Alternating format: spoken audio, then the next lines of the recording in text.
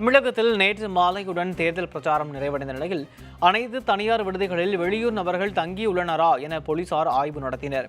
நாளை மக்களவைத் தேர்தல் வாக்குப்பதிவு நடைபெறும் நிலையில் நேற்றுடன் பரப்புரை முடிவடைந்தது. இதனால் வெளியூர் நபர்கள் அந்த தொகுதியை விட்டு வெளியேற வேண்டும் என தேர்தல் ஆணையம் அறிவுறுத்தியது. இந்நிலையில் பணப்பட்டுவாடா தடுக்கும் வகையில் தமிழகம் முழுவதும் உள்ள தனியார் விடுதிகளில் வெளியூர் நபர்கள் தங்கியுள்ளனரா என போலீசார் ஆய்வு மேற்கொண்டனர். அதன் ஒரு பகுதியாக பழனி மலையடிவாரத்தில் உள்ள தனியார் தங்கும் விடுதிகளில் போலீசார் தீவிர சோதனையில் ஈடுபட்டனர். மேலும் தங்கும் விடுதிகளில் வெளியூர் நபர்களுக்கு அறைகள் ஒதுக்கும் போது தேர்தல் தொடர்பான பிரச்சாரத்திற்கு வருகை தருகிறார்களா என்ற விவரத்தை கேட்டு அறை ஒதுக்க வேண்டுமென கூறி சோதனையில் ஈடுபட்டனர்.